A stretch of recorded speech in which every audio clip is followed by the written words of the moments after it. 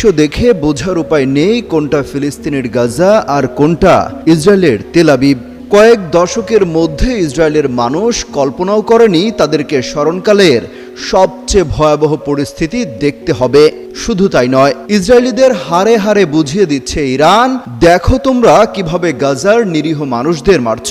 তাদের থাকার জায়গা পর্যন্ত নেই, কি খাবে, কখন এক মুঠো খাবার পাবে তারও নিশ্চয়তা নেই। গাজাবাসী কতটা যন্ত্রণা ভোগ করছে তার স্বাদ যেন পাচ্ছে ইসরায়েলিরা। ইরানের হামলা থেকে বাঁচতে কোথায় পালাবে, কতক্ষণ বাংকারে থাকতে হবে সেই চিন্তায় শেষ তারা।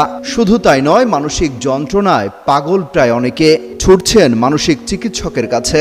এতদিন ইসরায়েলের মানুষ শুধু দেখে এসেছে তাদের বাহিনী কিভাবে গাজার মানুষগুলোকে পাখির মতো মেরেছে। সেই দৃশ্য যেন জম হয়ে ফিরে এসেছে তাদেরই ঘরে। ইরানের ছোড়া এক একটা মিসাইল এসে পড়ছে বিশাল বড় বড় ভবনের উপর। টানা 5 দিন ধরে চালানো হচ্ছে শত শত মিসাইল আর ড্রোন হামলা। বাদ যাচ্ছে না তেল আবিবের মার্কিন দূতাবাস কিংবা খোদ নেতানিয়াহুর বাসভবনও। ইরান যেন বলছে দেয়ালে পিঠ ঠেকে গেছে, কোনোভাবেই আর সহ্য করার সময় নেই। ভান্ডারে যা অস্ত্র আছে তার সবই যেন জমিয়ে রাখা ছিল শুধু ইসরায়েলের জন্য। কোনো যদি কিন্তু নাই, যতক্ষণ দম আছে ততক্ষণ বুক চিতিয়ে লড়াইটা করে যেতে চায় ইরানিরা।